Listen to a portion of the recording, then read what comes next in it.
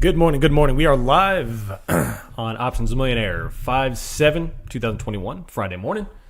And we've got this little bitty sell-off in the morning here right at the open.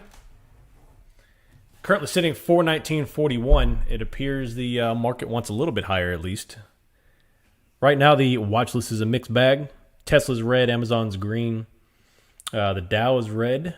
QQQ and SPY are both green by a few points, not much. VIX is up to 18.5. That's 0.13 up, not much. And the Google's green. So, and the 10-year yields are slightly down, negligible. So once again, the 10 years only matter when they want them to. So that's really a non-point. And really, we're waiting to see what happens. We got some buying coming in to buy the dip here. It looks appealing. I'm not going to get smoked, though. I'm just waiting to see what happens. Do we get a little more profit taken, or do we rebound and go higher? Right now, I'm currently looking at May 12th, 421 calls. I've got them loaded up. I've got my order ready, not placed yet. I'm just waiting to see what happens. It looks like the sellers don't want to leave just yet.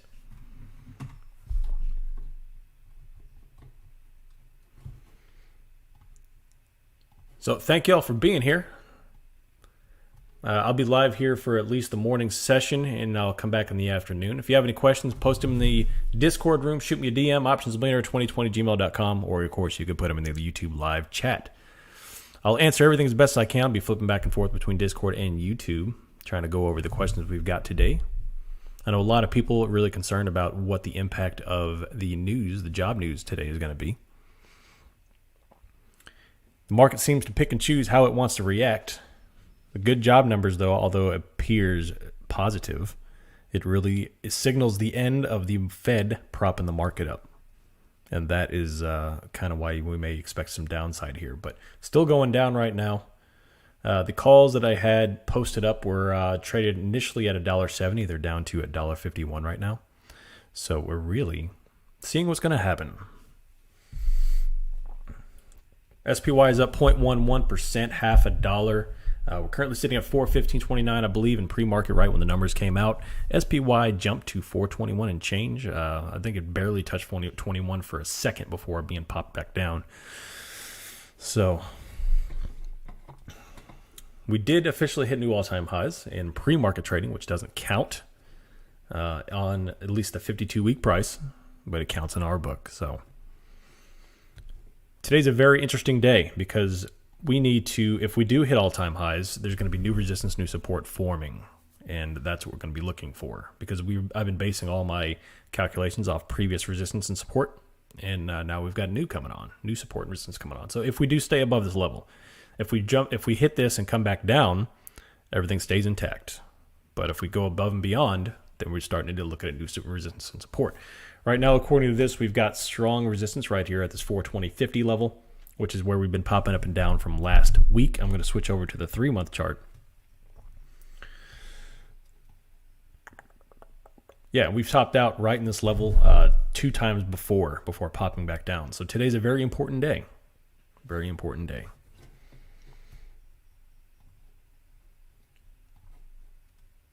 Since March 25th, we've been in this trend here, and we're currently trending at the top of this fib channel. Bouncing off the top, bouncing off the bottom, staying right in here. Big old green candle on the 1-minute chart as buyers continue to step in and take this thing higher. So we're just needing to look at what's going on from here. RIP puts, yep.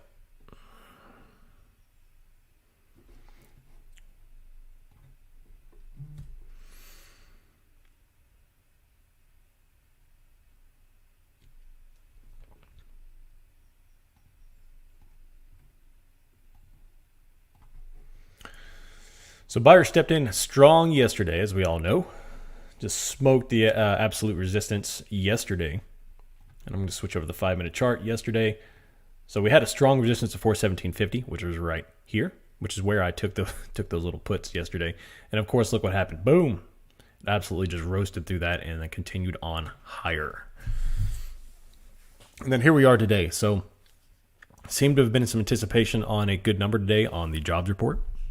And that's where we are now.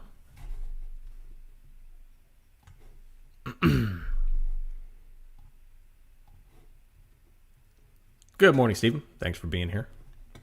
You have any questions, please post them in the room.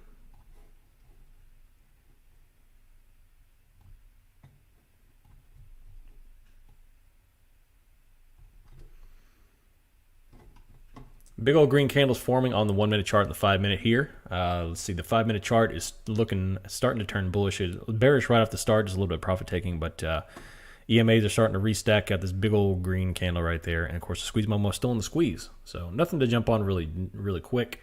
I don't want to get hosed is the problem here. I don't want to buy calls. We're still at the top of the range here, so you want to be careful going all in on calls until we see some momentum. If SP wants to take this thing higher, we'll start jumping on some calls. But at the moment, we want to be careful. We want to be careful.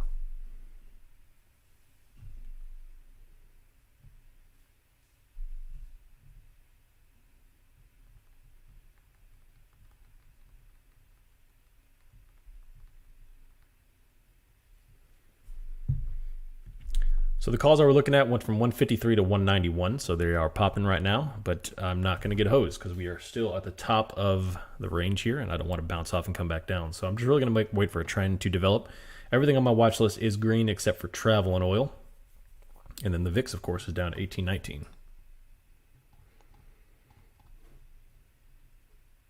Do I look at both of this chat in the Discord? Yes, I do. Both in the flip back and forth between the SPY only live stream chat room or channel and then this YouTube live chat. So if you have any questions, you can post them in either way, or you can shoot me a DM. 421 call went from 0.88 to 0.22. Yep. Yeah, you got to be quick if you're going to play this open. I'm not playing this open because I don't want to get smoked. I'm looking for a one. I've had a really great week, and I want to end the week strong. So I'm going to play a little conservative today. I'm going to try to grind out a 5 to 10% win, hopefully. I don't want to make any stupid moves and end the week on a bad note. I hate losing money on a Friday. I hate losing money altogether, but I hate losing money on a Friday because there's no recourse on Saturday, obviously. I have to wait till Monday. I'm waiting 2 whole days to get my money back. It's terrible. Plus, I've had a fantastic week. I made a lot of money. Yesterday and the day before were great days. There were relatively easy trading mornings. It was easy to see what was going to form, and then followed by some crap in the afternoon. So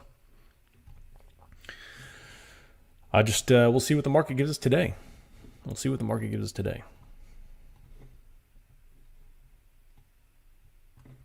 When you place your order, do you put it a limit order or buy? I always do limit orders. Always, always, always. Just by principle, I do it by limit because I like to have full control over my entry points and exit points in the market. You do market order, you're just pretty much saying, hey, market, give me what you want. I have TD Ameritrade. I'm getting killed by option fees with small scalps. Is Webull better? Don't know. I opened a Webull account to trade crypto a while back, and I hated it. So I don't use it anymore. I use it. I did it. I don't even use it anymore. So there's a zero balance in my Webull. I don't even touch it. So I only use eTrade Pro. All right, here we go. Busting even higher. Fantastic. Currently at 420.67. Everything is just getting bought up left and right. I'm not touching this. Not with calls. At least not yet. Big old green candles, one after another. So buyers are definitely here to take this thing higher at the moment.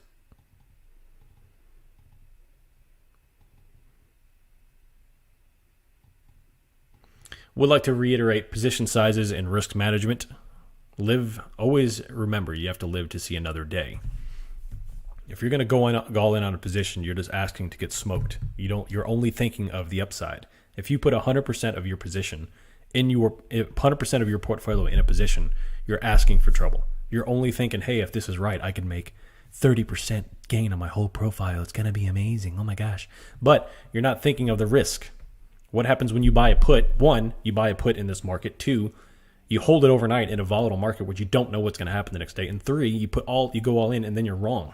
Now you're waking up to a 40% loss of your entire profile. Instead of minimizing your risk through position sizes, which everyone should do, you're going to get smoked. And now hard-earned gains, hard-earned gains, however long it takes you, are all gone in one day because you do not know how to do position sizing. This is not gambling. You're not putting $100 on 34 black or 27 red on a roulette wheel. You're playing with the market. And if you control yourself and you act smart and you think, you're not going to be right all the time. I'm not right all the time, but you can be right most of the time. And with position sizing, as long as you're right most of the time, you can make a lot of money in this market.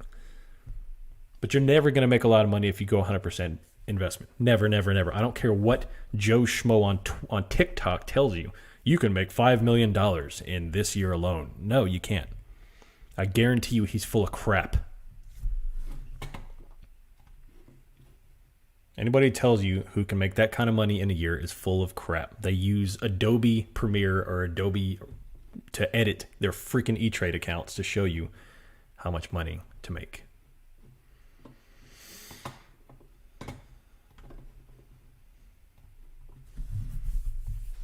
If you treat it like a casino, it absolutely is a casino. But I guarantee you, you can't walk into a casino and have a 91% win rate. But you can do it in the market as long as you play smart.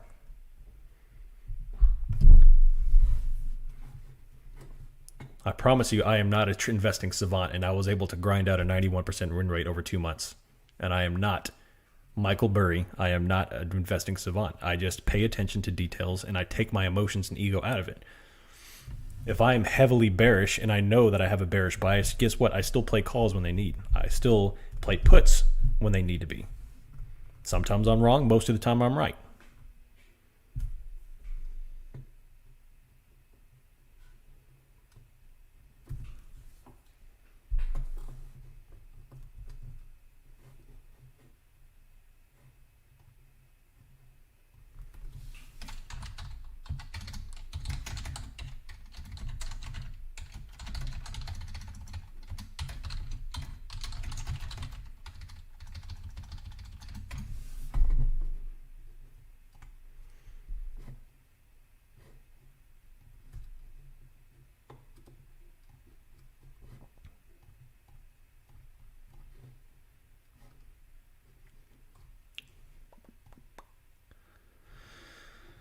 So currently trading on 420.59. We're consolidating right here at this level, and we're seeing what's going to happen right here as we go forward. The buyers definitely stepped in and picked up that little sell in the morning. We dipped, 20-30 cents there at the morning, and then the buyer stepped in and went, nope, sorry, we're bringing this right back up to 420.55, and still sitting at the top of the channel.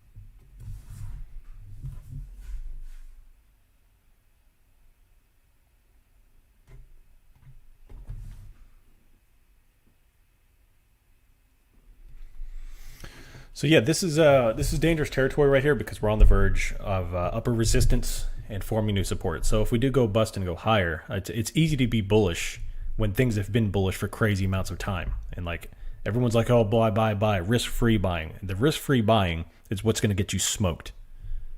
Saying buy, don't worry about anything else, you're going to get smoked. And that's not the way to play this because yes, it's easy to see the buying come in yesterday afternoon, but guess what? What's been happening for 3 weeks? We've been in this consolidating range, and we haven't busted that range yet. So when you're sitting there saying be bullish, it's going up. You're not thinking. You're not looking at reading what the chart's telling you. Until we bust new all-time highs and we stay there, and we form new support. This is a very dangerous place to buy. You're asking to get smoked.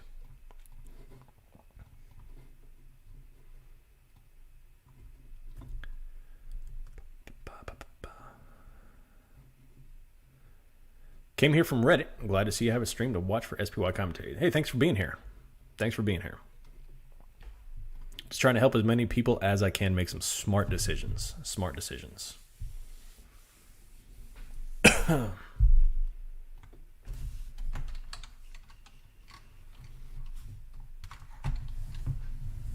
So this thing looks like it wants to pop higher. It's basing right here at this 420.80 range. And buyers look like stepping in. VIX is currently down to 18. It's dropping. I'm going to open up the VIX chart here.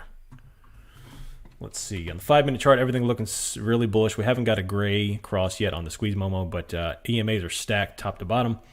And then green candle after green candle is bringing it up. It looks like it's using the 8 as as support right now, going all the way up. And we just hit new all-time highs. And yeah, we'll see what's going to happen. So, no, it's not. Yeah, 421.20. And the pre-market currently sitting at 420.90. Excuse me. So I'm going to open up the VIX. See, take a look at here. So the VIX popped 18.5, and now it's dumping down to the lowest level.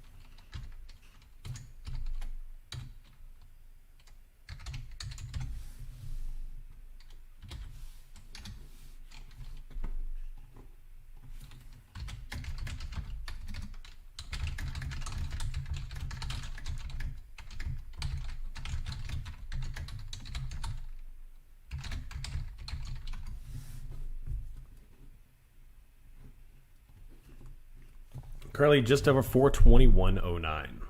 Popping all new time highs. Crazy bullish after yesterday afternoon. Things were down, and then boom, buyer stepped in and popped it way up. So we bounced off that resistance yesterday, or the support is what happened. So we had this crazy support off there, and after a few tries of bouncing right off of it, the buyer stepped in and said, all right, we're going.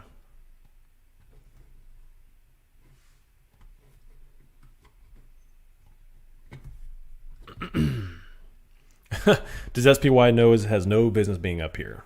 It doesn't care. That's the problem. It doesn't care. So you just got to read the charts. Right here we've got this crazy resistance. We've been bouncing between this support and resistance for a couple weeks now, and it's about to take that out. So now it's really what happens from here. So.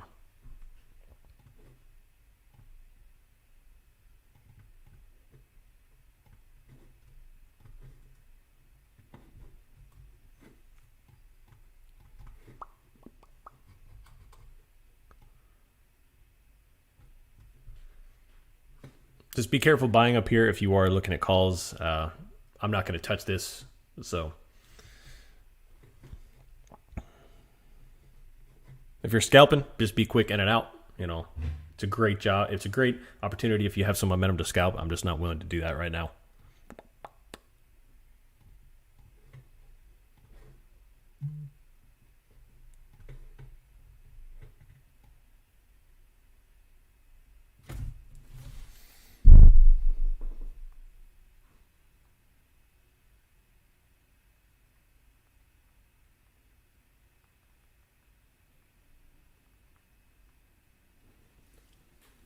Currently sitting at 421.30. New all-time highs. I think it looks like we hit 421.50, 421.48. That's where we hit the new all-time highs, so that'll be setting the new points there.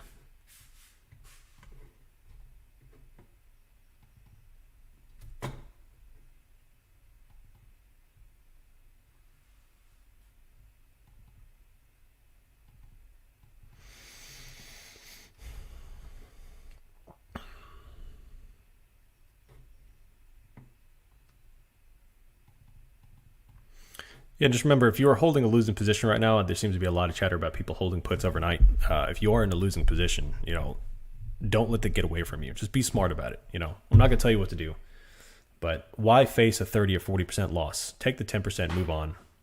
It's fine to take a loss. I would rather take small losses than just have a huge loss just destroy my account. So don't hold it. I mean, you'll sleep better. You won't have so much stress. 10% sucks, sure, but it's not. It's better than 40%. Take your ego out of it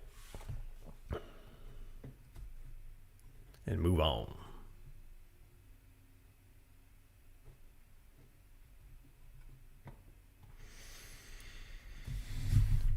$421.22 sitting right here. Based on this action in the morning reeks of this up kind of day. Everything is bright green on my watch list except for the VIX. We had a lot of buying pressure coming off of there. The calls I was looking at went from 153 to 230 in about 30 minutes. So things are rolling.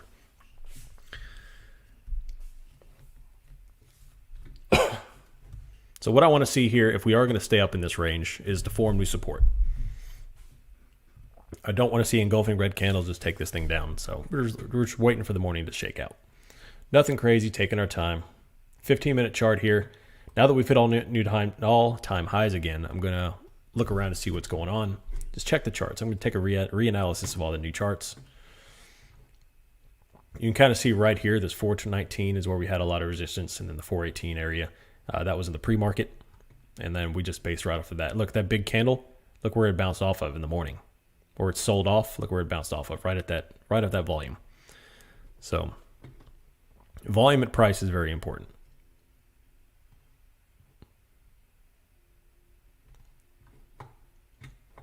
One-hour chart.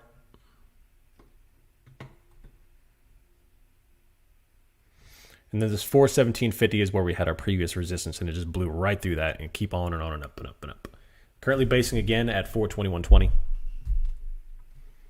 This could be one of those days that you sit there waiting for an opportunity to enter calls, and then before you know it, it's 3 o'clock and the market's gone up $6 and you're sitting there holding your hands. So you just have to be smart with a play. If you're going to enter a play, just be close on it.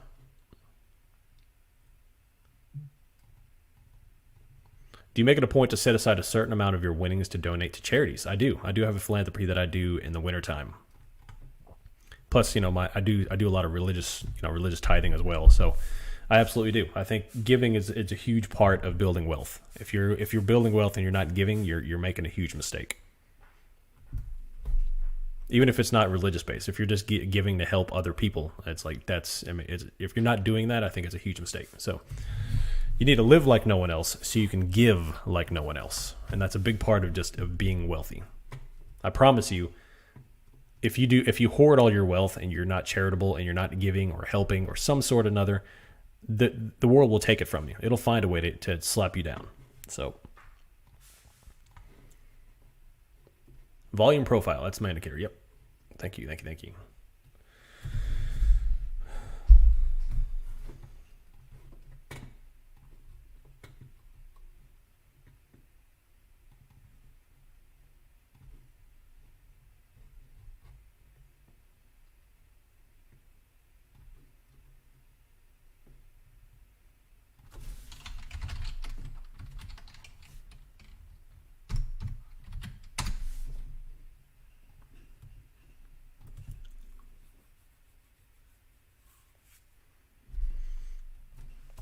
All right, Black Chris. Yeah, I've done nothing but lose money on puts every time I think we have a top. Well, that's the thing.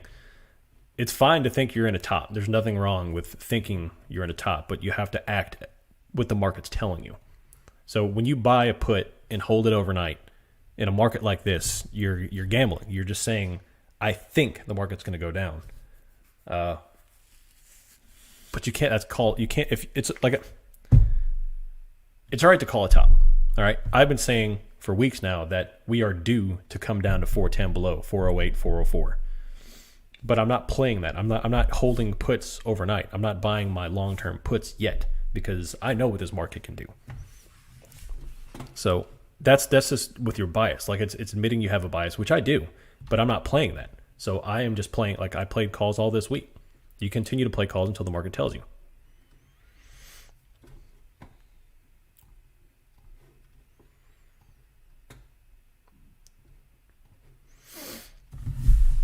The reason why people get smoked with puts so much, it has to do with psychology. It has nothing to do, like, it's not that puts are worse than calls. It's just, all boils down to psychology. That's why everyone says puts are so bad and don't play puts because you're going to get killed. It's because it's all about psychology. Like, ego is a huge part of the market and I hate it. Like the best traders I know that I speak to take their ego out of it. There is no, I'm a bull, you're stupid for being a bear, and F the bulls and F the bears. Like, it's ridiculous. Like that, it drives me nuts when I hear people arguing over bulls and bears, or people getting wrapped up in, oh, you're stupid because you're a bull, or you're stupid because you're a bear. So If you have a bias, just admit it and then just don't play into it. Just don't play into your bias. Play what the market gives you. The best traders I know take your ego out of it. And the reason why puts are so destructive is because people bring their emotions and their ego into it and they play puts when they have no business playing puts. If you want to gamble and take a put where you think it's going to bounce, I have no problem with that. Just do a very, very, very small position size. If you've got a $10,000 account, take $100 and put it on a put where you think it's going to blow. And if you get 1,000% gain on it, awesome. But don't take any real position sizes and put it on puts when you have no business playing puts. I have no problem having a little fun with the market, like put it like a fraction of your portfolio onto something you think is going to happen. Cool, have a little fun with it. But that's not an investment strategy, and that's not something you should put any considerable position size into.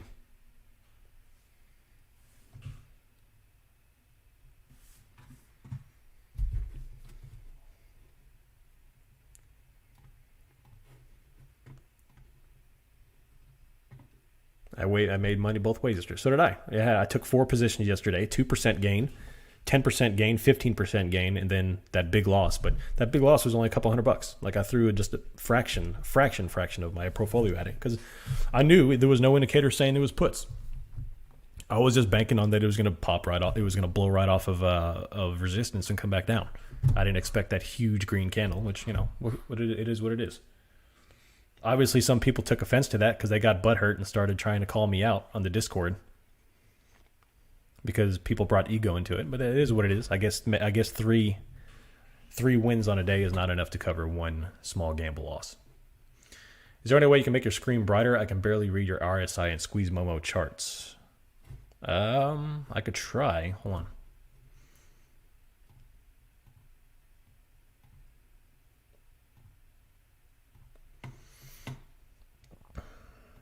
Nope, I've got it up to the highest setting, the highest resolution setting.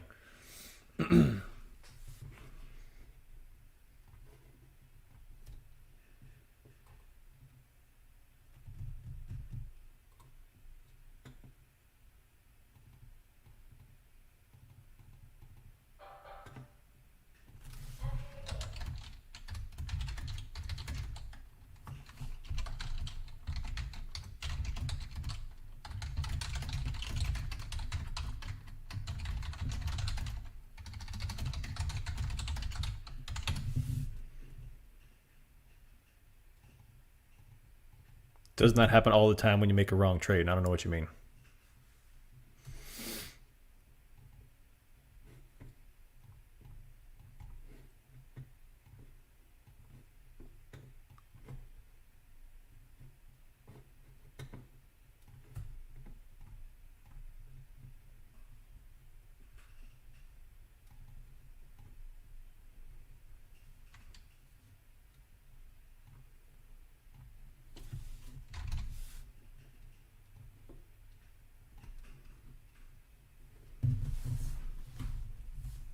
So the buyer's stepping in right here. We got consolidating a new base here at this 421.10 range.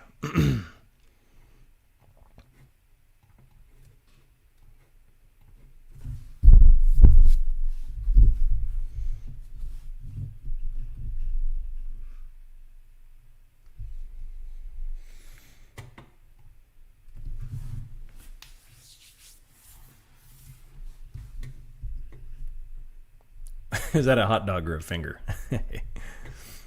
I guess it depends how hungry you are. Depends on what it is. All right, it's currently 9 o'clock in the morning. Market's been open for 30 minutes. We've had a dip and then, of course, the buy. And it's sitting here consolidating right here, 421.14. I think it's going to base and go a little bit higher. It just seems like the momentum is carrying that upwards. I'm going to switch to the 5-minute chart.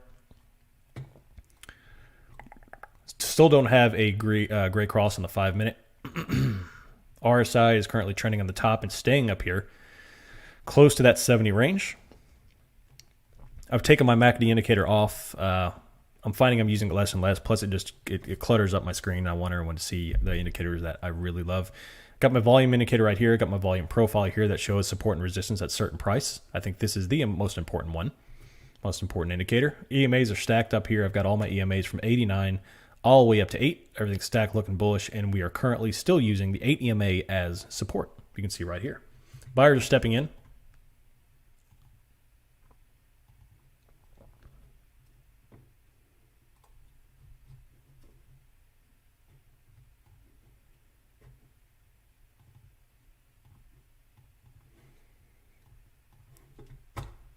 Yeah, like yeah, definitely. Like people seem to be butthurt. Like by yesterday's play. Like it blows my mind. Like one, I'd never claimed to have 100% win rate. Losses happen. Two, I had 3 wins yesterday, large wins with large position sizes. I take one small gamble at the end and I lose, and people start to get all hidey mighty, like they think they know what they're doing. Like it blows my mind. It blows my mind. Like if I'm charging you $400 a month, that's one thing.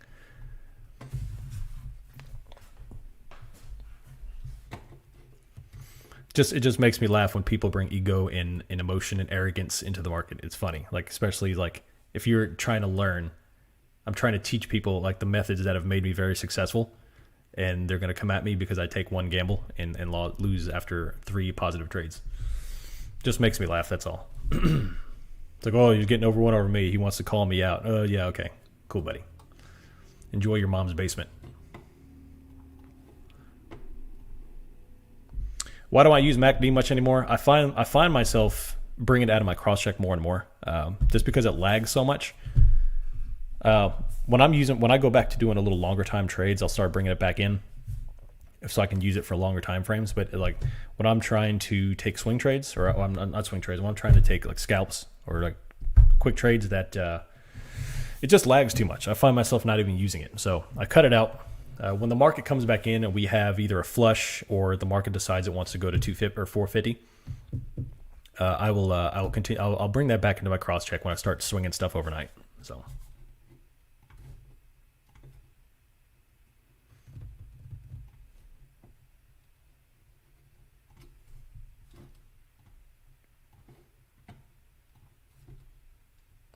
What are all the EMAs again? The EMAs are these right here. And I've got the starting at the bottom is the 89, the 55, the 34, the 21, and the 8. The 8 and the 21 is what I use primarily for my entries for my shorter plays.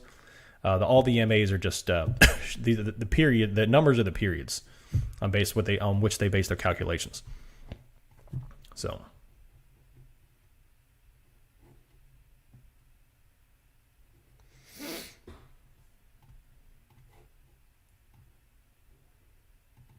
Yeah, definitely. And this whole thing is not about copying my plays. I don't want people to copy my plays. That's not the whole reason why we're here. Like I'm not charging you $400 or something crazy like that for you to copy my plays. I want you to learn so I could see people making their own plays. And ego there's no place in any professional environment for ego, much less this. You bring ego into it, you're going to get smoked. So. And it's not stupid to think that we're at a top here. Like all the chart indications say we're rolling. So now when you start playing into it and you start getting smoked, that's one thing. Like the market will smack your hand if you play into something that's not ready for yet. Like I said earlier, it's okay to call a top, but just play what's in front of you.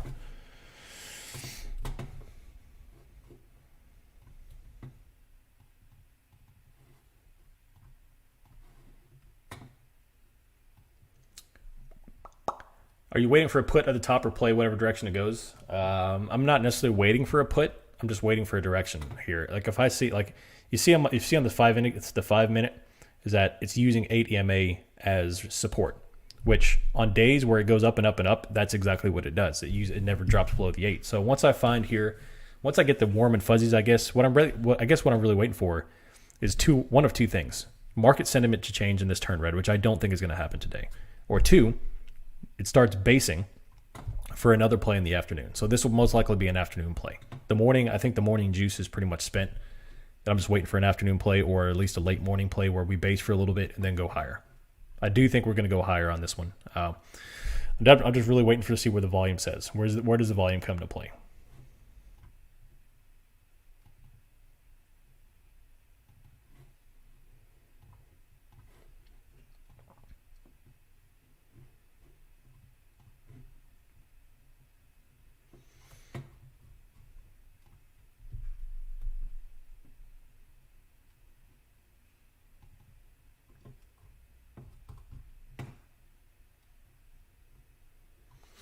it's not even about me not charging y'all. Like, just because I'm not charging y'all doesn't mean that, you know, I don't want anybody to critique. I want critiques. Like, I want people to put their opinions there. But if you're going to come out there and come at me just to come at me, that's one thing. Like, I like, trust me, like, especially in my profession, in my career field, I have to be open to critiques because that's the only way I get better. That's the only way that I stay safe in what I do.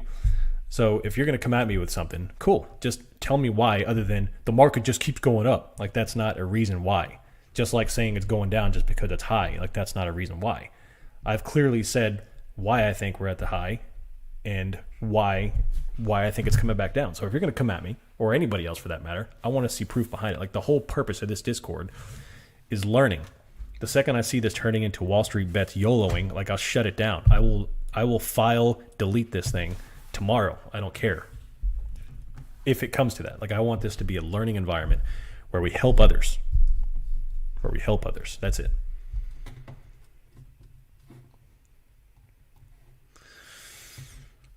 Would you mind briefly going over your rules for entry? Sure. I do what I want. No, I'm just kidding. Rules for entry.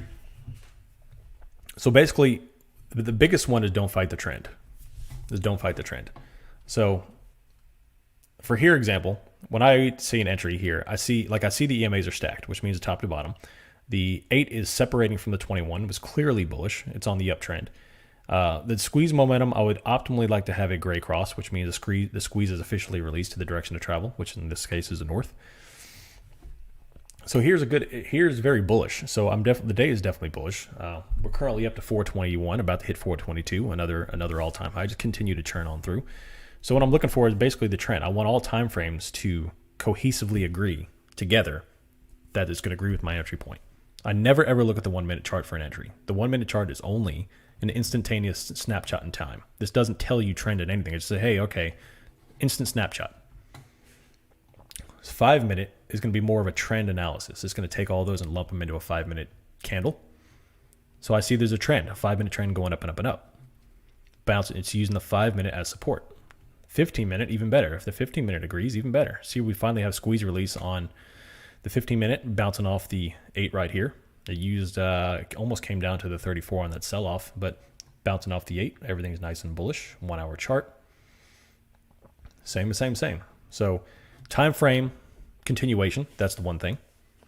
Time frame continuation is huge. Looking at the price and the volume. So like for here, I see there was a huge support at this 419 level. So if, for example, let's take a look at this. If we do get some selling off, some big crushing sells into the morning, I'm going to be looking right here for support. And I'll be looking to take calls right there at 419 if we do get that selling, which I don't think we will. So what I think is going to happen, we're going to base somewhere in here and then continue higher, which when we start basing is when I'll look at. And if we do base, what I'll look at taking calls is the break. The first break uppers is when I'll take calls.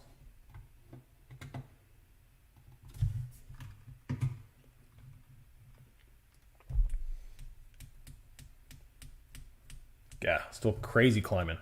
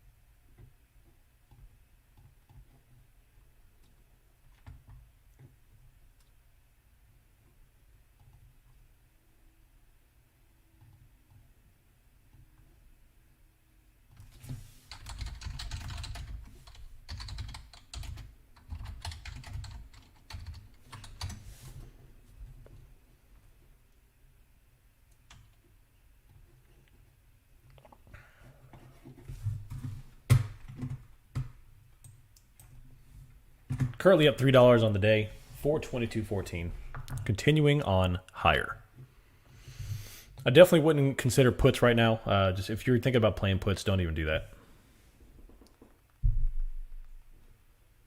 You're just playing with fire at that point.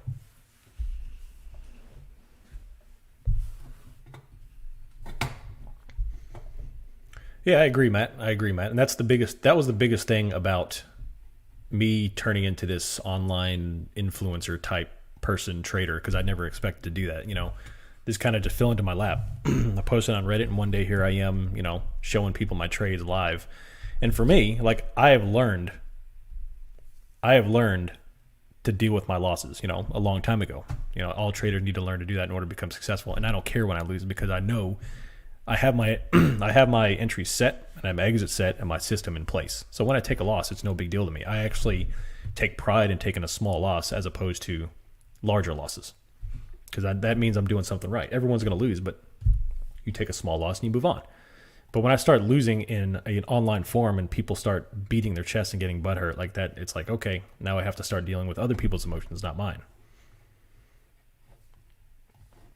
I have to start managing other people's emotions for them in the little button that says BAN.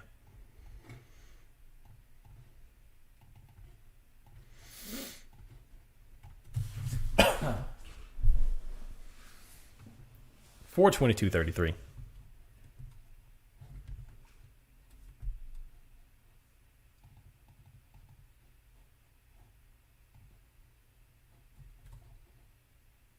Great job. Great job. Seeing a lot of great calls and great wins posted.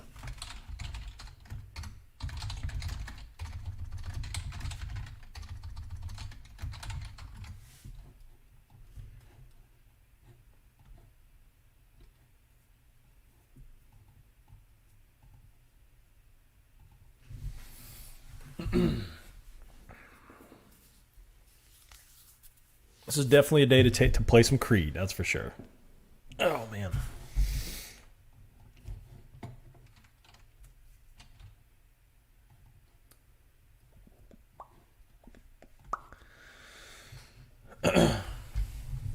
$422.35.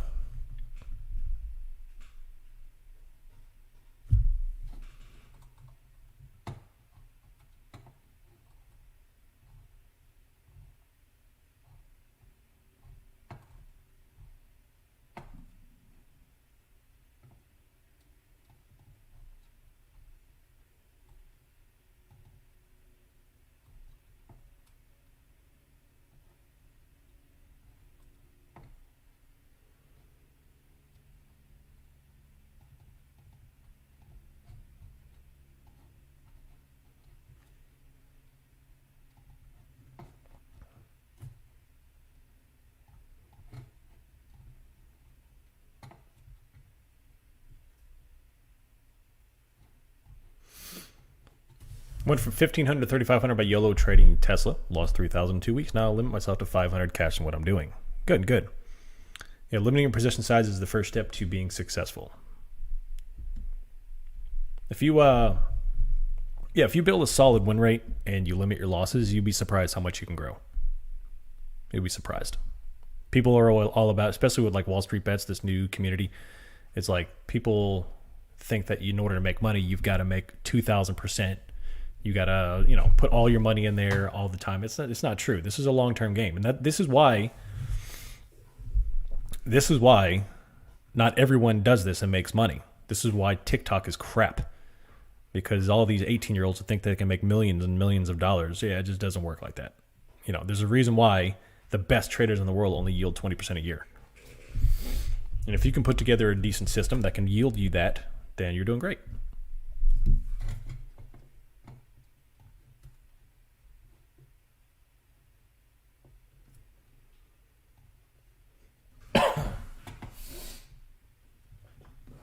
Slow and steady wins the race. This is a long-term game. If you can do this for the rest of your life and yield 10 to 15, 20%, and with a consistent win rate, you're going to be doing good.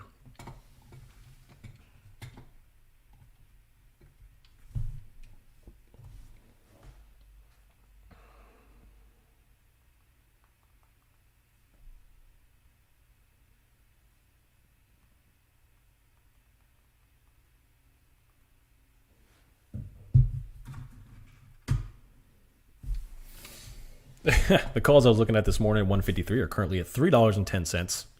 That is a 100% gain that I did not get. Great job, Luca. You're killing it. Killing it. 153%. I love it. Love it. Thanks, Jonathan. Appreciate you being here. I'm grateful for all the insight and everyone being here. So I learned from y'all just as much as you learned from me, hopefully.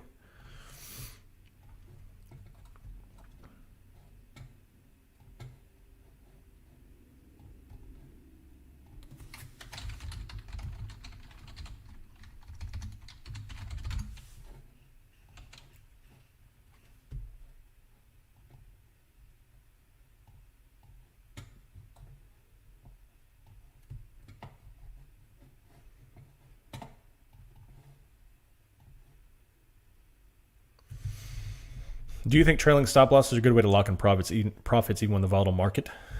Or basically stop loss is better than this time? I just like to keep things simple. I like my system. If I'm away from the computer, I'll set a loss. I don't use stop losses because I'm usually, if the trend breaks, I'm usually out. But with regular stops, I put in the stop losses where they are, which is now like 15%.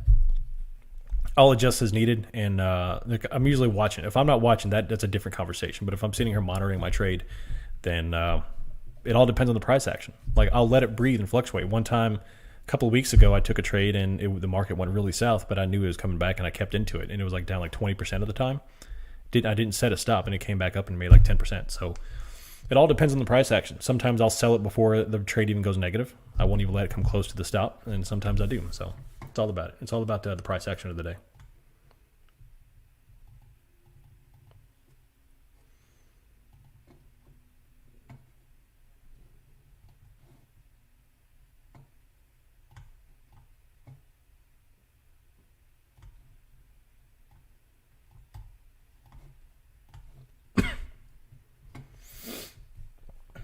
So we're basing again. This is what I was talking about with the base. So I'm going to switch over to the 1 minute chart. You can see it a little bit more since it's not formed yet. This is what I was waiting for, the base, and we're looking for support right here. So before it goes even higher, this could be one of those things where we just stair step up. And if we form a base here, depends how long it is. And I'll be waiting for one candle whether the other. If we got this big green engulfing candle, then I might take a position here.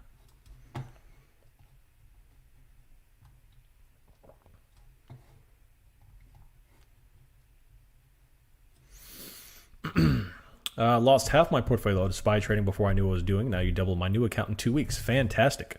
It's exactly what I like to see. Play smart. The smarter you play, I promise you, the smarter you play, the more money you'll make long term. This is a long term game. That's why I don't care about a loss in a day. I never ever get butthurt on losing 10% in one day because this is a long term game, and I know my win rate. I trust my system. My win rate will bring this to new all-time highs. My account will always continue to go up in the long-term trend because any one single day doesn't matter. Just like I don't care if I make 100% in one day. If I buy a position, I make 100% one day, I have my 5 minutes, oh, this is really cool, and then I forget about it because it's all about the long-term trade. The second you get cocky or ego on a 100% gain, you'll get whipped the next day, and then you'll be all sad. Like you control your emotions. I never get too happy on a win. I never get too sad on a loss.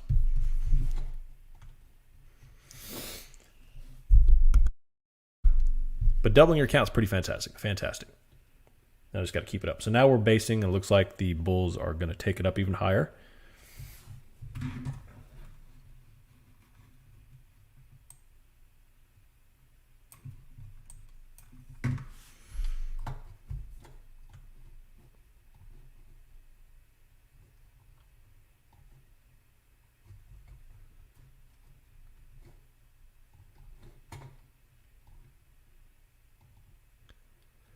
You currently speculate crypto for just for fun or focus on SPY? I have discussions at work about crypto because a lot of people at work trade crypto, and I know a few people that have been very, very, very successful trading crypto.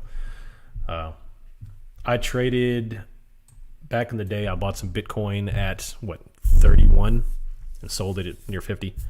So I did very well at crypto.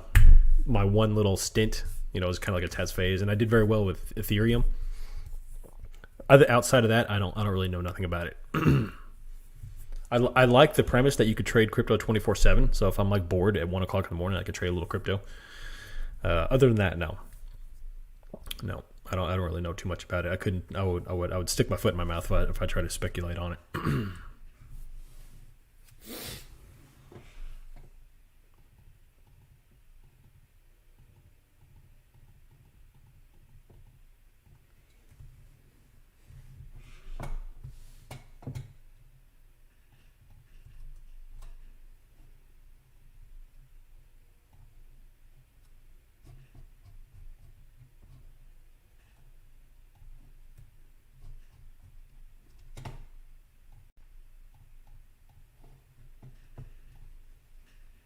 Biggest thing for me to stop holding overnight. Me too. Me too. I remember, like back in the fall when I was trading heavy Amazon, Tesla, all that stuff. Like I would, like the second like my body started to like wake up from sleep at like 4 o'clock in the morning, whatever. The first thing I would do is grab my phone, check the markets and I'd freak out. Like if I saw green when I was holding puts, I'd freak out. If I saw red when I was holding calls, I'd freak out. And eventually it's like I got tired of that. So, and then of course you realize that in trading all my logs, I realized that SPY was the only one that I was not losing money on consistently. So that's when I kind of focused on SPY, and here we go ever since. And then early spring. Oh no, was it late fall? So late winter. I'm sorry. So February, January is when I realized, hey, the market is going away from the trend of making pre-market gains. So I stopped holding overnight, and ever since then, it's like, man, this is the best thing in the world. I get great night's sleep. The market can't touch me from 3 p.m. Central Standard Time to 8:30 a.m. They can't touch me. Doesn't matter. I can play whatever I want. It's like I have a whole set of tools that completely opened up to me because I could do what I want when I want. I could pivot. If like something comes out and a pandemic opens up tomorrow or on Monday, doesn't matter. I'll just play. It doesn't matter if the market tanks. I have no qualms. If this market goes to 450, great. If this market goes to 300, great. Guess what? I'll play either one. This is why I don't get mad. This is why I don't understand why people get so butthurt over bulls and bears talk. It's like, who cares? I'll play. Like, I am just as loyal to puts as I am to calls. Just because I think the market is going down to 400 doesn't mean I'm a bear. It just thinks I'm reading the charts. I can't stand bull bear talk. As y'all can tell, I hate it. I hate it before I did this Discord, and I hate it now.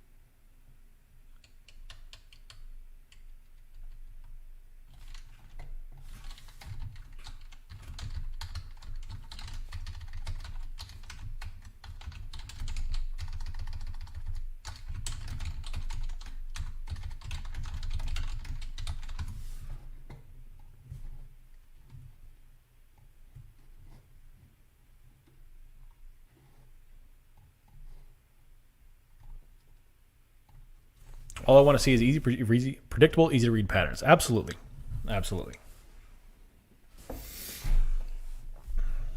That's why I love days like yesterday and Wednesday. The charts were very easy to read in the morning. Today was a little more unpredictable because, like, were we going to see profit taking at all-time highs, or were we going to see what we saw this morning? So I know you previously showed your office setup for these streams. Do you stand while they're doing these things, or do you have a chair? I do both. I hate sitting. Like, I'm not a sitter. I'm not an office person. And in fact, today is 74 degrees out and clear skies, so I'm not going to be doing live stream all day. I've got some stuff to do outside. But yeah, I'm currently sitting down, but I stand. I go back and forth between standing and sitting.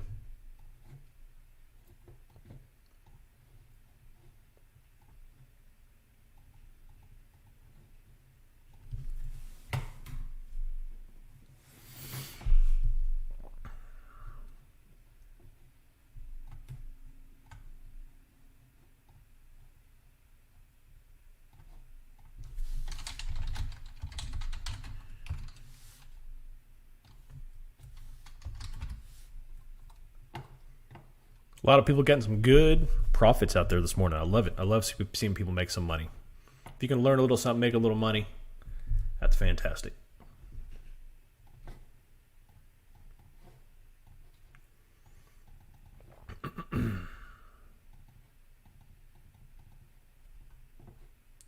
What subscription do you have in TradingView? I've got the Pro Plus.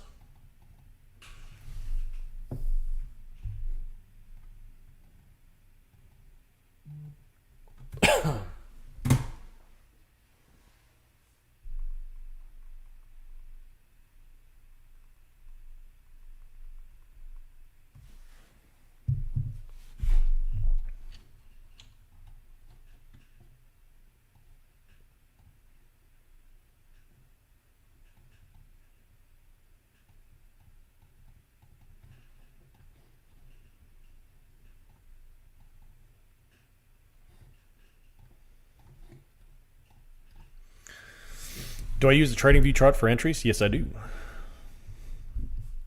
What I have now is I've got my laptop open beside me with my E-Trade account open. So, and I've got my order form ready to go on E-Trade. So I'm sitting here, I'll do my charting and my trading on E-Trade, or I'm on a trading view here, and then want to see an entry, I'll pop over and boom. I will make the trade. What is the VP indicator? That's volume profile, and that is this thing right here. And this tells you what the volume is at a certain price. Arguably the most important indicator on this sheet. Knowing what the volume is at a certain price is more important than any of these colorful little crayon lines. Which is my thesis that volume and price action are king. It is number one against all technical indicators. You've got your technical indicators here, which are EMAs, which are fantastic, squeeze, Momo, RSI, all that crap. It's great. Two most important indicators on this chart are the volume profile and the volume right here. This volume and the volume profile. Key indicators.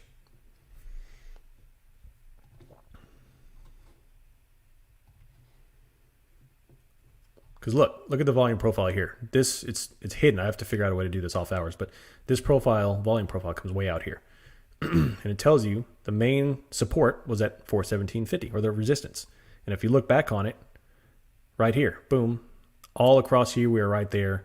It was just super, super heavy resistance at 417.50. That's why yesterday I took those puts right here. Obviously they went against me, but we blew right through it, which is huge. Like blowing through that support or that resistance is huge. And now we need to form a new support up here.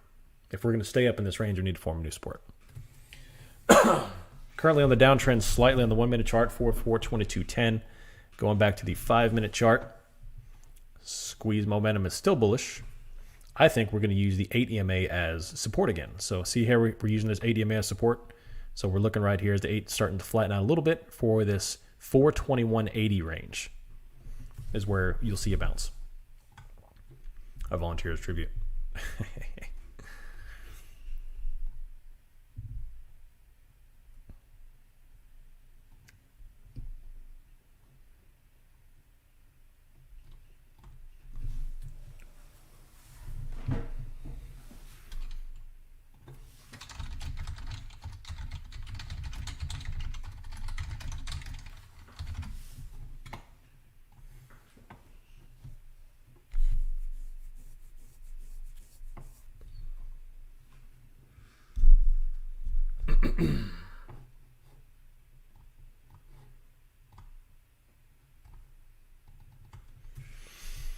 Do you use paid market data or just free data? I don't use any paid data right now. I've got the Titan flow that I use, and then of course just all my market research that I do. I put in the legwork to get all that, but no, I don't use any paid data right now. I would love to. I just never expected to be an online influencer like this, if you can call me that, whatever this is. So the option's open though. I would love to get a Bloomberg terminal, that's for sure. But they're like 20 grand.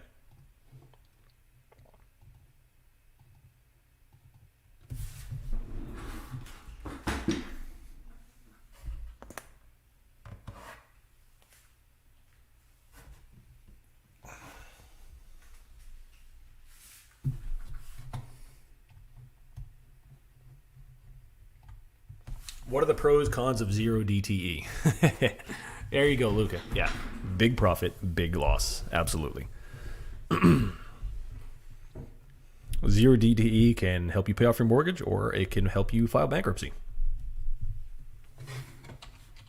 Zero DTEs are not meant for large position sizes.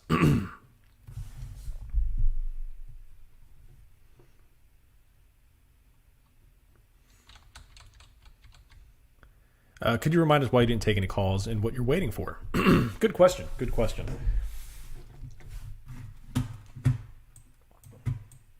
I guess it's basic comfort.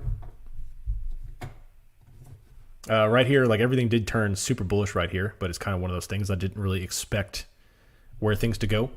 I just didn't feel comfortable taking a position. So I'm going to wait for this base up here. I had my order form leveled up, and I almost pulled the trigger at $1.53, and they're now trading at $3.05. So I definitely missed some gains there. Just didn't pull the trigger.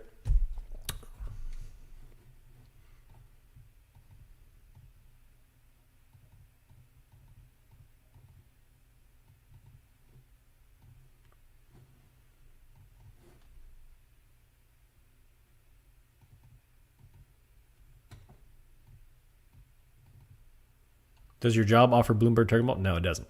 No. that's yeah. No, they don't.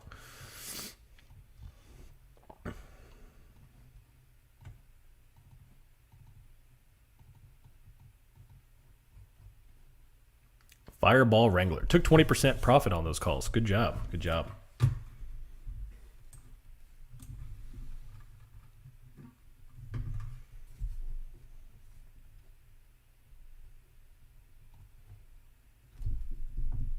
Got in puts a few minutes ago. Just be careful there because Casual Zombie, if you look at this right here, we've been using this 8 EMA as support all day. And if we bounce off of that, we're going to go higher. So be careful on those puts. I'm not taking puts right now. I just think, no, I think this is going to go up and up.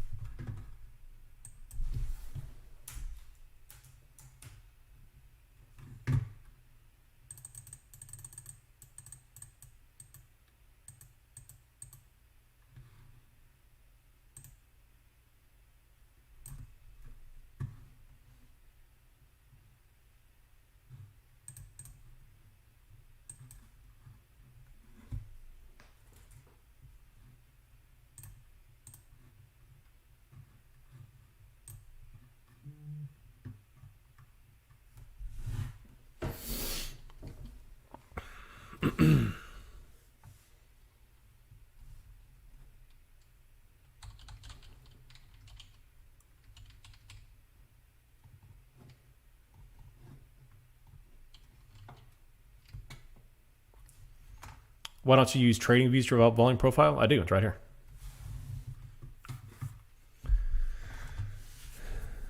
When you buy your options, are they market orders? I assume market orders are safe because SPY options are liquid as hell. I mean, you're not wrong because the spread is so thin on SPY that it doesn't really matter too much. But I always use limit orders just by principle.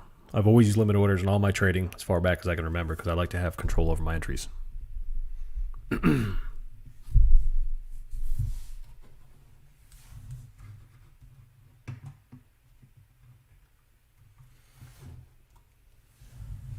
So we're building up here. A little bit of bullish action is going to build. And like I say, we've got this base right here that we're forming. And you see this volume coming in, supporting it right here? It's really where we'd go from here. So I'm considering taking some calls right here. I'm just waiting on confirmation. Which profile indicator to use on... Here, I'll show you.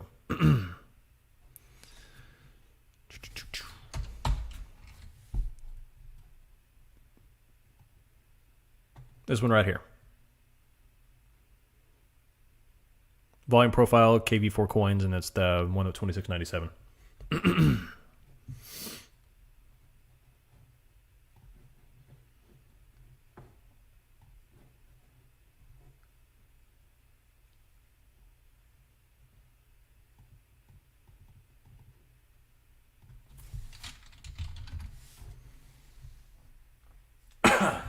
So watch this bounce off the 8 right here. Or the failure, either one.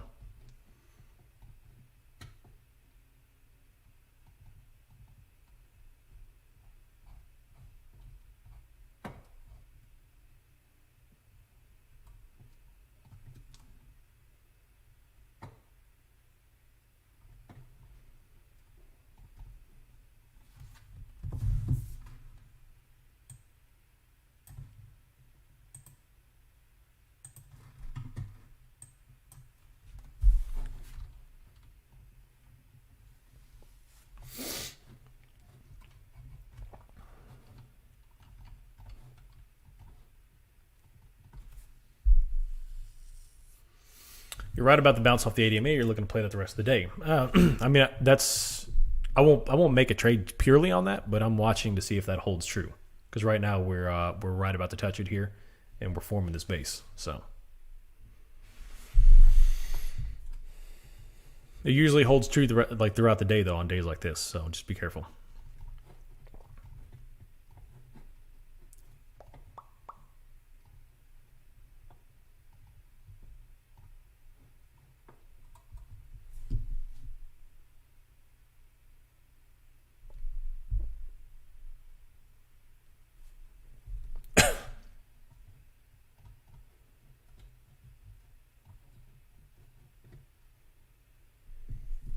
When you use limit orders, do you ever find the price running away from you because of a large move and you miss out? It happened to me a couple times. That means I'm scrambling to update my orders. Yes, absolutely.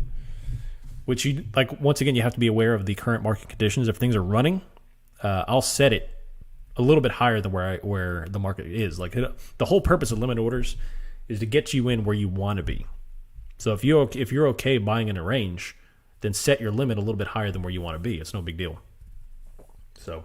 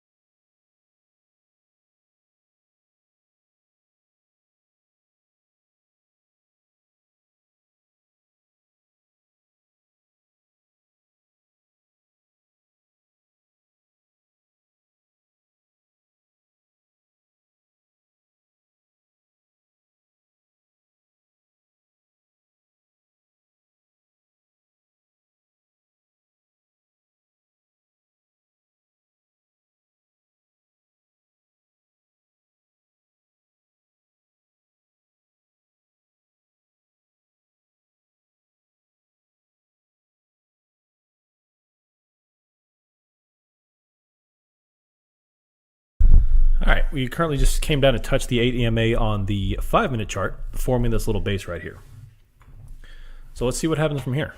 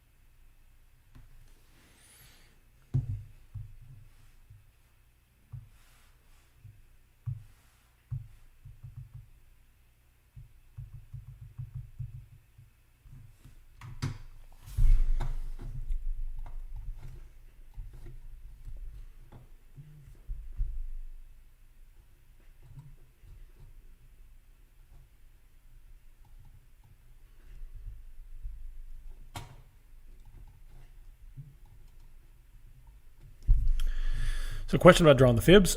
I have the first point out the low on 4.4 and have been expanding on the top every time we break into all times. Is the correct way? Yes and no. On 4.4, so we started this trend on May 25th. So, let's look back here. So, if you look at May 25th, that's when we started this whole trend. And you have to be careful because the fib gets a lot of critiques or a lot of criticism because they think you can kind of manipulate it, which all pattern charting, you can kind of manipulate to what you want to see. So you got to be careful with that. So be very careful with the fib. And the fib I always pull from the lowest point of a new trend, which is here, and I stop it at the highest point of the trend, which is there up until today. So you see this channel. We were trading inside this channel and we popped out. And when this happens, I go back and look at historics. I pull the fib on other trends and see how often it pops through the top on a previously defined channel. So we're currently popped above it here. So, just be careful when you pull your fibs that you stay within a certain range and you don't manipulate it, because keeping a movement like this. Now, if I see a new channel forming, if I see this pop up and down and come back up and keep bouncing off this 422 area, then I'll adjust it up here because it's forming a new channel. So, but the fib, you have to realize, it's not an indicator to enter or exit. It's just, it shows you how price is manipulated, how the price reflects on a certain channel.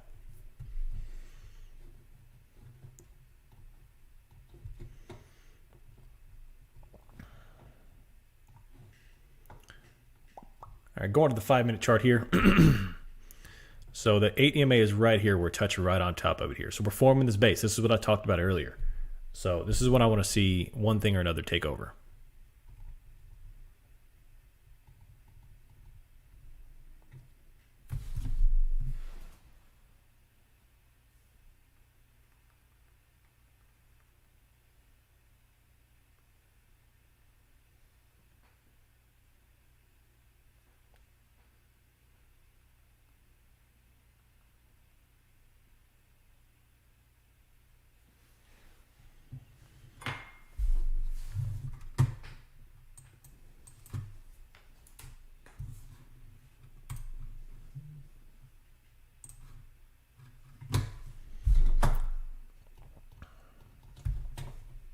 Which broker to use? I use E-Trade Pro.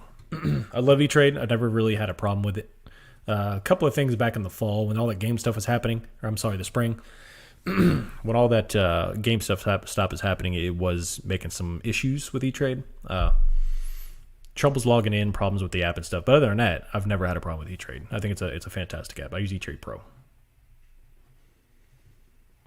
So this is a key level right here. If we pop through this 8, then we'll be looking for other areas of support and resistance. I would probably say the 421 area right here, where we had that previous support, short-term support, but in that we'll see from there.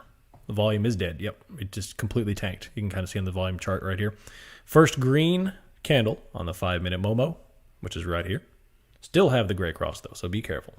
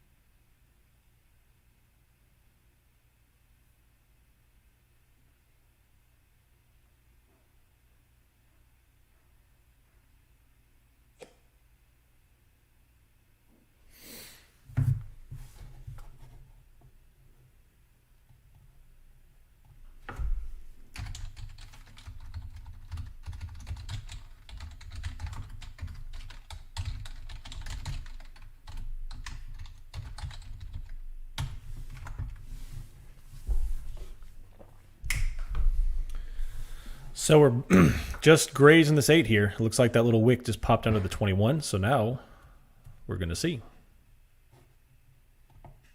Is that the 5-minute chart? Yeah, this is the 5-minute. So we'll see.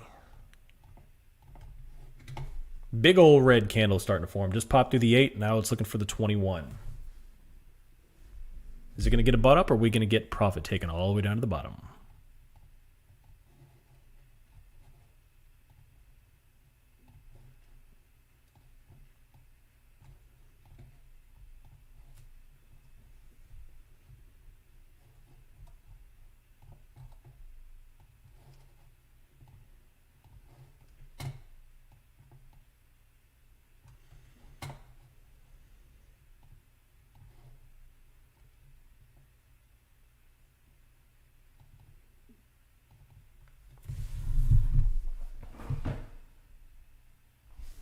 When you enter a position, do you normally take in, at, or out? I take outside the money. Always take outside the money. Just when I first started this system, I played with all sorts of different strikes and expirations, and this is what I came down to. I came down to the 4 to 7 days to expiration, and then $2 to $3 outside the money, and it just seemed to work really well. I was always happy with the profits, and I was happy with the profits, but more importantly, I was happy with the losses when I took them because they weren't outrageous.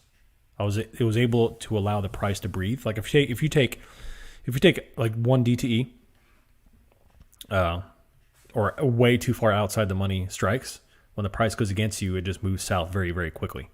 Whereas, this particular setup of mine, this equation, allows the price to breathe and me not get blown away. I like it.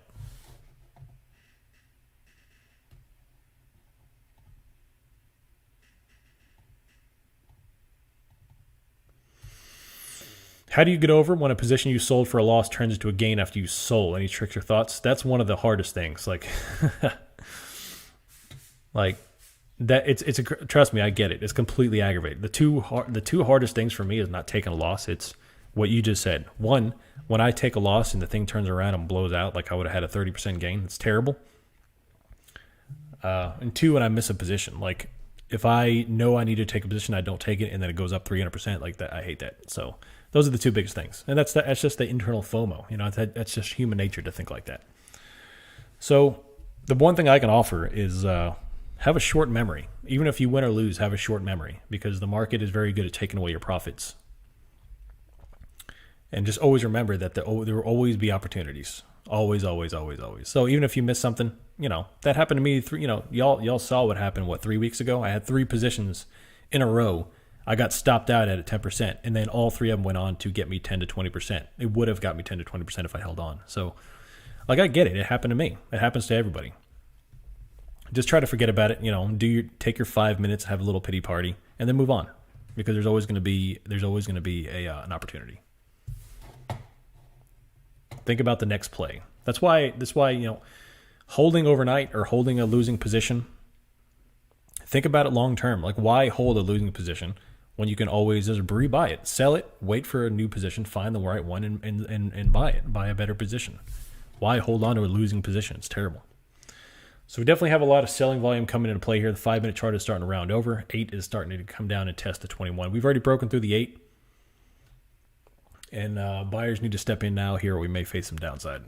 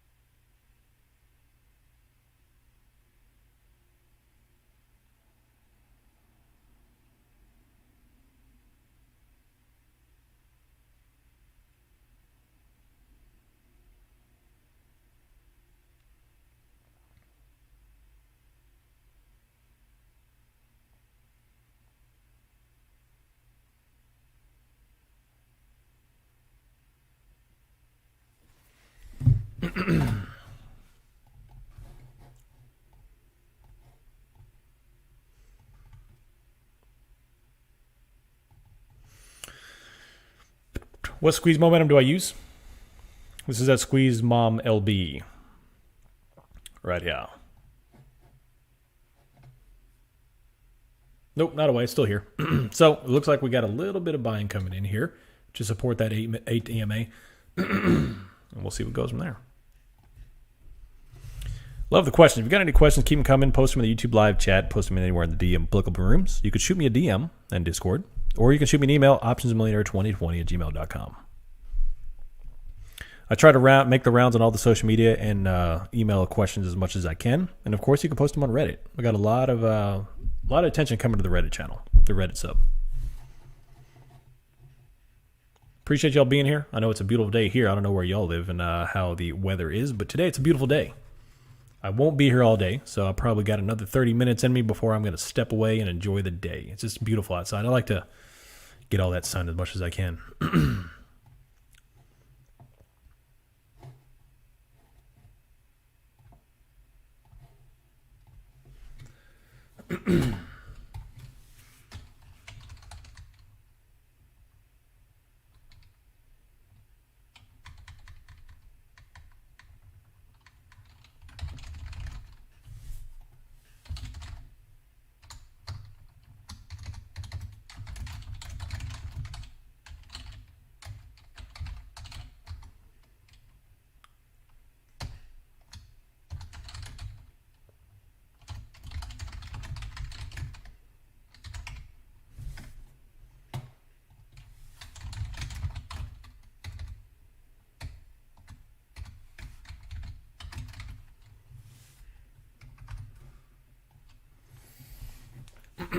So we're currently based right here. We've got this volume forming at this 422.20s level right in this range. So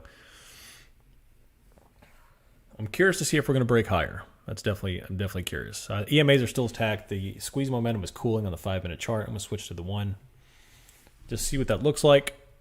EMAs are starting to pinch here on the 1-minute chart. Squeeze momentum is hovering right here, waiting for buyers to step in. If I see upward momentum, I'm going to be taking some calls here. I've got my order form spun up, which is the May 12th 421 calls.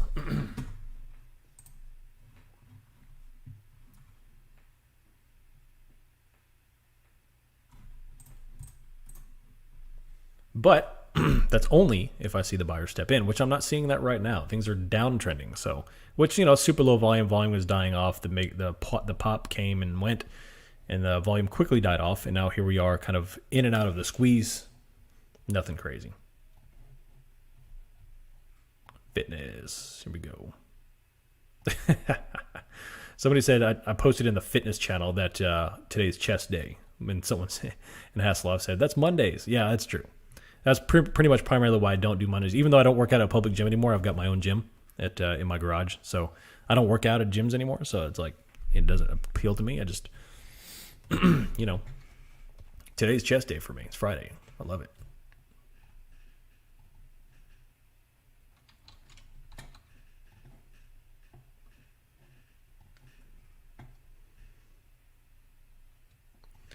You don't feel like this market has already sprung too much to take calls? I mean, my gut tells me that, but I'm just waiting for the charts, because I've seen this before. And I'll see if I can go back and find a chart where this does this, where it just goes up and up and up all day. So my gut is always is wrong a lot of the time. That's why I just rely on the charts. That's why I said I'm not going to take the calls until I see the buying volume step in. Which I mean, like if I see how right here you see this buying volume, if I start to see that form here, then I'm going to take calls because that just means the bulls are going to take over and take it up.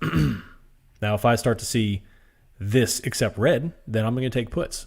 If I start to see this thing coming down, I'll take puts. Squats first. I always squat, son. Squat day is my bread and butter. I love leg day, but I already did legs, so.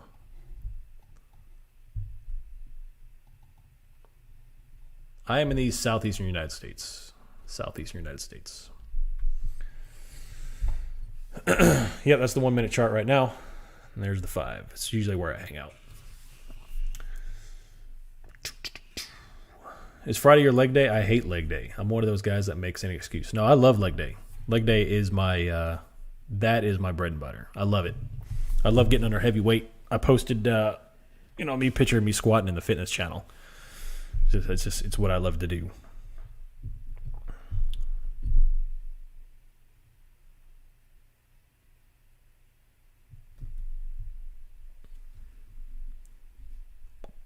What made you hesitant about entering at 9:10 when the first gray cross squeeze Momo released? It's just pure comfort thing. Like all the, things were raging, but I just didn't enter. I almost entered. I had my order form pulled up. I just didn't pull the trigger on it. I just didn't get the warm and fuzzies. I didn't know if we were going to get smoked, which is common when you're at all-time highs like this. It's hard to trust the charts and think this is going to be higher and higher. And I'm not perfect at it. Like, I'm most uncomfortable trading at all-time highs. That's my most uncomfortable level. Because when is profit taking to kick in and bring it down? And I'm not perfect. That's one of the things I got to get better at. So, got a touch of buying volume coming in, not much, and I'm just going to watch.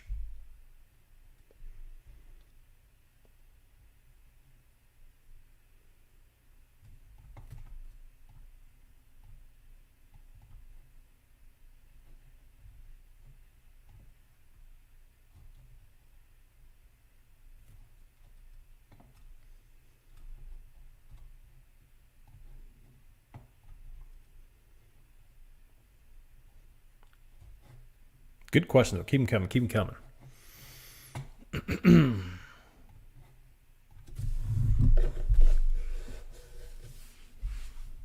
So we got 3 green candles here on the 5-minute chart. 1-minute chart looks, same. Let's switch to the 15, see what's going on there. So, very much bullish on the 15 still. EMAs are still stacking. The 8 is still separating. You've got right here, and you've got this nice strong resistance or support it built right here at 419.20. That's where it built that nice support. So you got a lot of volume coming in right here because we have been basing here since about 40 minutes. We've been basing right here. So just building this base before we go higher. Can you explain the crosses and meanings and the squeeze momentum, please? And thank you. Sure thing. Sure thing. So the 5-minute chart, let's go to the 5. This is primarily where I hang out. Gonna be flat until power hour. 1 rep max, option millionaire. My last max on squat was 415. I haven't maxed out in a while. I'm sorry, 425. 425. I haven't maxed out in a while, but I plan to do it soon because it's summertime, and I gotta get them gains. So yeah. Hey, yeah. If you know your 1 rep max and squat, post in the finish room. I'm curious what people are squatting in here. I need some heavy legs. Volume is a snooze fest. All right, we're back to the squeeze momentum. So right here is the squeeze momentum. So you've got 2 parts of it. You've got the actual candles and you've got the crosses. So the crosses 1 means if you have a squeeze momentum strengthening in your direction of travel, you're going to be bright green right here. If they're going to be cooling off and trending back into a squeeze, you're going to have the dark candles form, and it's going to start decreasing like this. It'll decrease, and back and down, and right here. So the black crosses mean you're entered a squeeze. And what a squeeze basically means, in layman's terms, is that the bulls and bears are fighting it out. Sellers and buyers are fighting it out. There's no real trend one way or the other. And that's defined by people in this room smarter than me, is that 3 black crosses in a row means you officially entered the squeeze. So right here. So right here we're squeezing. When you get your gray cross, that means significant amount of volume has came in and has released to one side or the other. So now we've got a squeeze release to the upside, buying, slight trend here. And then if it's entered to the red, then it's a downside. So like right here, we've released the squeeze to the down. Here we've released the squeeze to the down. Here we've released the squeeze to the upside. Now look, here's where people get confused. This is a great example. So the squeeze didn't notify a buy position until here, after this entire run has already passed. That's because this happened so quickly, the 5-minute chart wasn't able to catch up. We had a lot of volume come in. We had this huge pop, but you didn't get an entry signal until right here. You would have missed this whole thing, and then you would have bought a call, and then you would have been negative because of decay.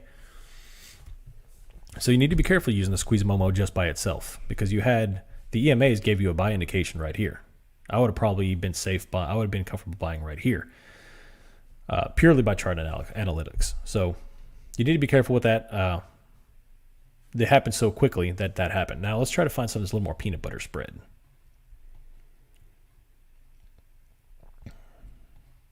Here's one that would have given you a little bit better enter signal, but it's still high up there.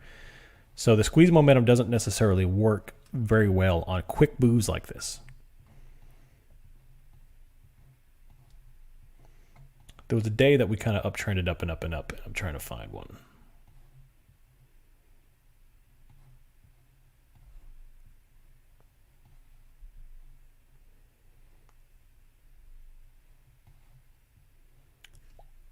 Here's a good one right here. So these weren't aggressive upward moves that happened in 20 minutes. This happened over the course of the whole afternoon. So you can kind of see here, we had a buy indication here with the EMAs because the 8 crossed through the 21 to the upside. And then you've got the squeeze momentum buy right here. So they're almost identical, the entry positions. So you could have bought right here. The squeeze momentum was up all day, and then you could have sold up here and been great because the move didn't happen here in 20 minutes. It happened here over the course of hours. So it worked very well, but you tend to miss an entry when you base off the 5-minute chart on quick moves like this morning. So you need to be careful with that. And I hope that helps. I hope that answers your question. I know it's a little long-winded, but just let me know if you have any more questions. So we've got a little more green candles coming in here. You've got this heavy volume right here, which appears to be some resistance.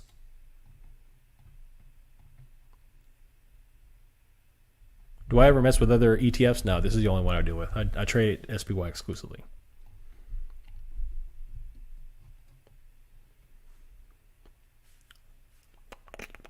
Squat 463. Nice. We've got some strong dudes in here. You're also 6'4" and 275. I'm 6 foot and 215, so you've got me beat both on the height. And what are you, a football player? That's some big numbers. I love it.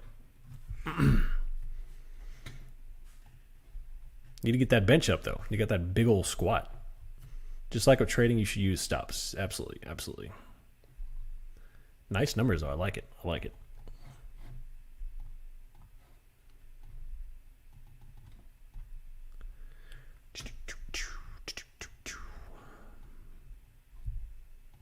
Pretty much a snooze fest right now since the morning.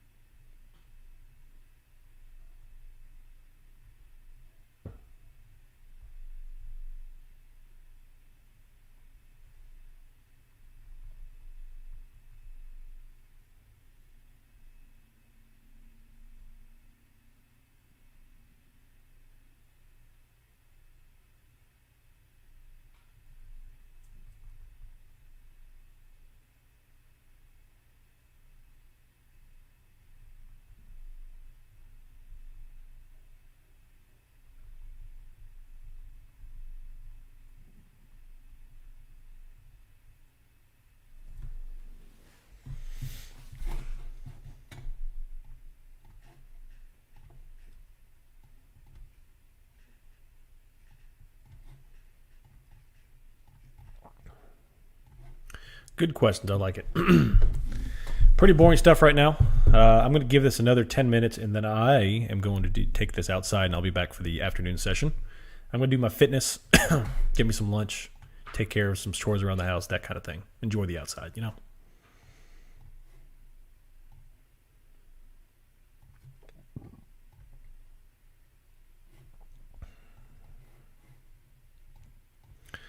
Does a 3-minute chart still have too much noise in your opinion? I don't use a 3-minute that often. Never actually. I've had this question asked a lot. I have no problem bringing it into my cross-check just to explain it to other people. I just never use it. It definitely would have given you an early indication on the 5-minute. But the longer time frames usually give you a better win percentage in taking an entry because it identifies trends a lot better than the 1-minute shorter time frames.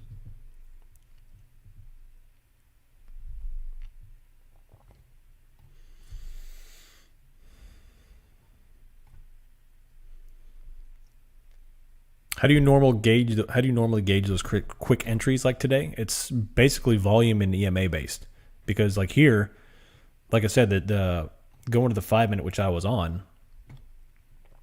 you're going to get a super delayed entry on the squeeze momentum. Like the move's already gone by the time you take on the 5 minute. So here is just a volume based. I see these huge green candles pop, and then the EMAs, and then after that, it's just a guessing game. Like it's all that with these aggressive moves, like this is going to get sold off. Like you just got to play it as it is. That's why you don't take big position sizes on this. I don't like to buy breakouts like this. It's just it's hard. It's easy to get smoked, especially with SPY.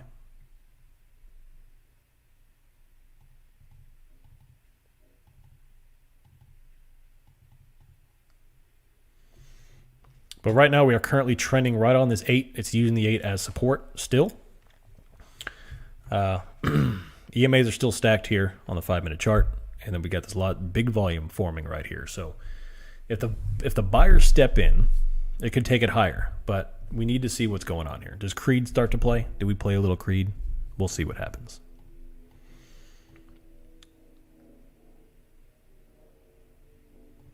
Have I noticed any discernible difference between expiration days Monday through Friday and non-expiration days Tuesday, Thursday? That's a good question. That's the first time I've gotten that question. No, not discernible.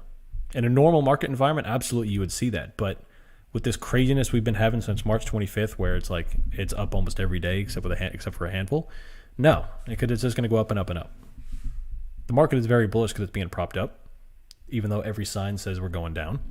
Inflation's here, but we're still going up. I do not. I hear more and more about it though. I need to learn a little more about it for sure. I want to start learning about that. Elliott waves.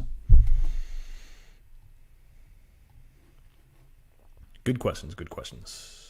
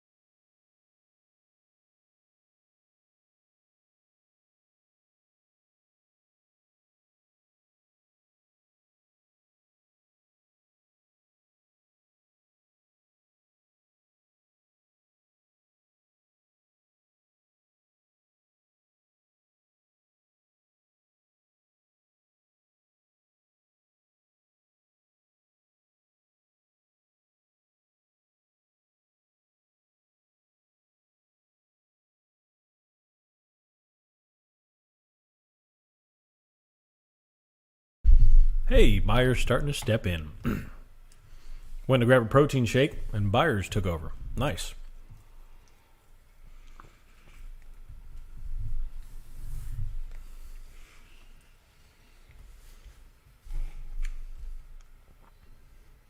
All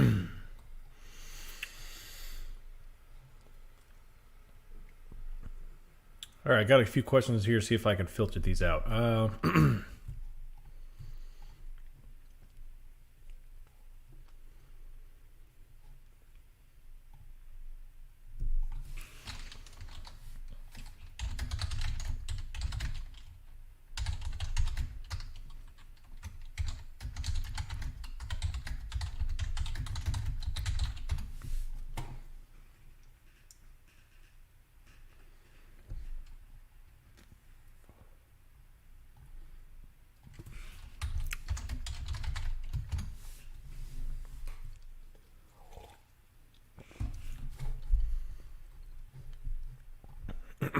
All right, so here we go. Now that the price is riding 8 EMA, is volume the thing we look for? But then again, Momo is dark, so that scares me.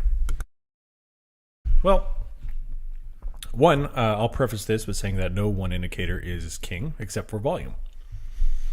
So the squeeze momentum, the reason why it's starting to turn dark green like this is because the volume is so low.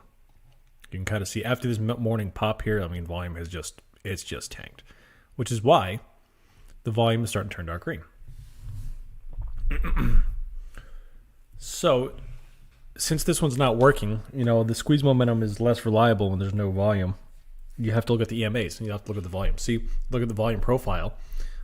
You have a large volume distribution right here at this 422.26 level, which is giving this a support right here. So everything's still uptrending. We're still bouncing off the 8. But this is chop, so it's hard to trade chop when you're taking calls. So you don't want to trade chop. Wait for confirmation, which means a large green candle. Everything's forming up. We get this nice, maybe a big hammer on the volume, and then take a call. Good question. Would you recommend lower delta options? Excuse me, sorry about that. Would you recommend lower delta options or further DTE to someone who's just starting out? Oh, man. Yeah, because that is going to show you. It's going to have a little bit less volatility. And the reason why I've kind of publicized this strategy is because it kind of balances too much and not enough volatility and risk. So I think this one is very good. The 4 to 7 DTE, I would stay at the 7 range, 7 to 10 days, just so you can kind of see how things work. So, but yeah, definitely go with a little bit less riskier options before you get used to it, because options will eat your lunch if you're wrong. RSI is crazy high. Can you talk about that and the patterns you've seen before with RSI and all-time highs? RSI is good for longer time frame stuff. The RSIs here historically, like if we look at the 1 year, the RSI here is pegged, and every time it's been pegged, it's come down, but it's not. It's sticking right here. All that to say, we are at unprecedented times. Like the market is developing a pattern of doing illogical things. It's doing stuff against the face of all rationale and all against the face of all technically rational stuff. So you have to be aware of that. Apparently Biden is speaking today on the April jobs report. Remember, they came out and said yesterday that that they're open to a lower corporate tax rate, which may be a reason why we're rolling. So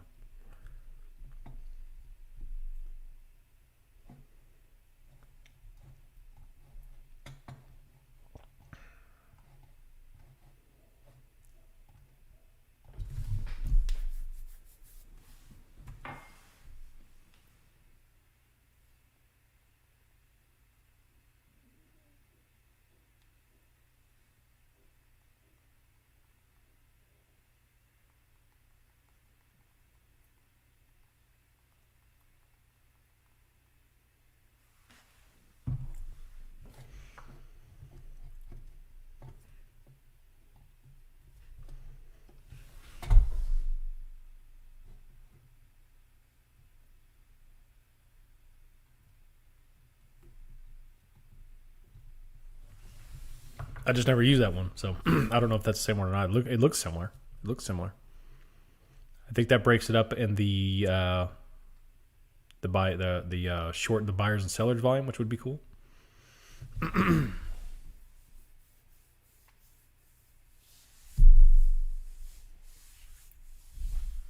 Yeah, the reason why the market tanked last time Yellen spoke is because she mentioned the word inflation, and then she came on to clarify what she meant.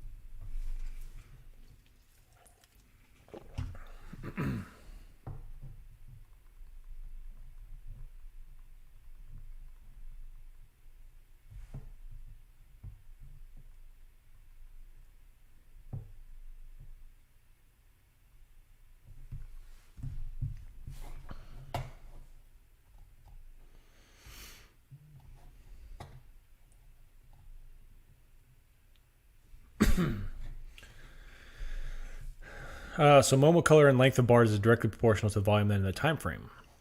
Yeah, the momentum indicator. Yeah, that just it's the propensity of the volume. Yeah, yep.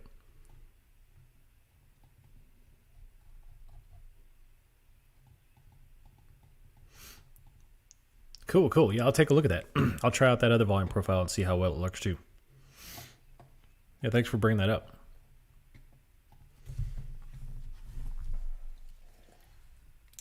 So for about an hour and a half now, we're sitting in this nice little chop range, 9:20 to now. So about an hour, we've been sitting in this range, which we're basing. So the question you have to ask yourself is, do we go higher? Do we go lower? I think we're going to go higher.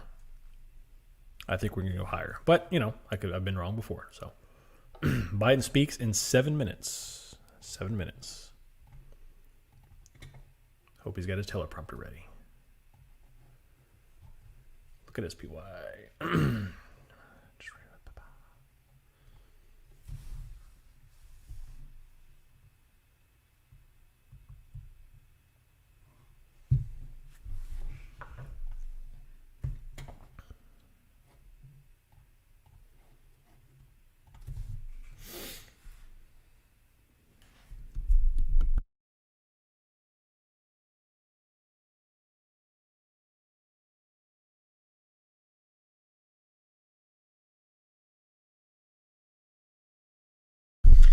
When I walk away for a few hours to enjoy the outdoors, do you have alerts set? I do. I've got my E-Trade alerts that tell me price movements. Like I'll set an alert if tells me if SPY hits a certain amount, and I've got my Luca alert. Luca alerts me when things go crazy. He's a good mod.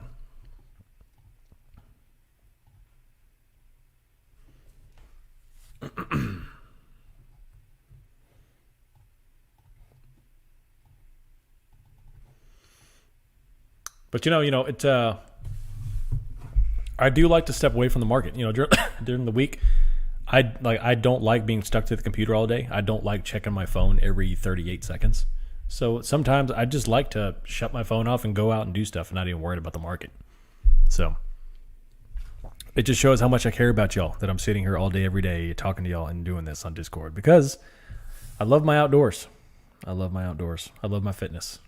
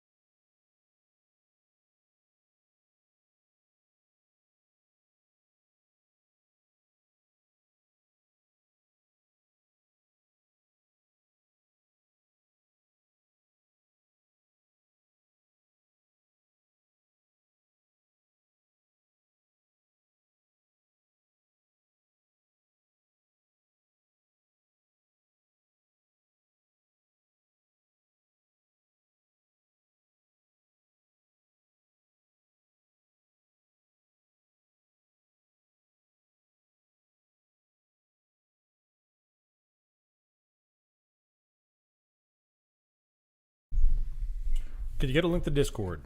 Yeah, absolutely. Here, I'll post it right now.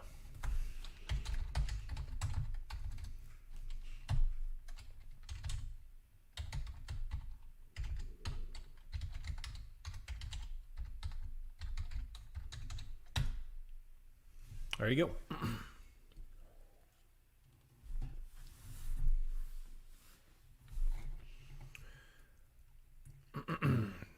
Thanks, Greg. I appreciate you being here.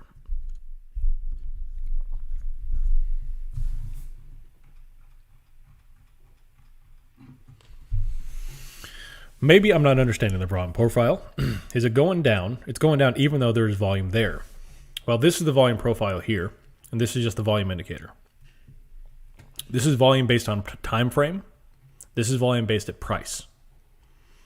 So this is, since I'm on the 5-minute chart, these are 5-minute volume candles. The buyers are here. Other sellers are here, buyers, and so on and so forth. This is volume profile, which is volume at price. So this shows the volume at the 422.34. The buyers, the orders at this price, so on and so forth. So because of this, you can form where the support and resistance are. You've got a strong support right here, 419. This is where a lot of buyers step in, the volume steps in, so on and so forth.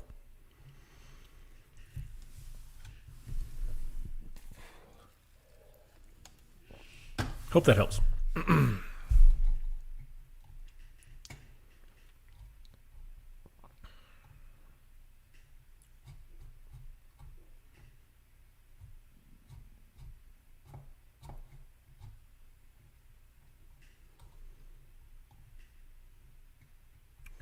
Man, this is like watching paint dry. Just sitting here right here after this morning craziness.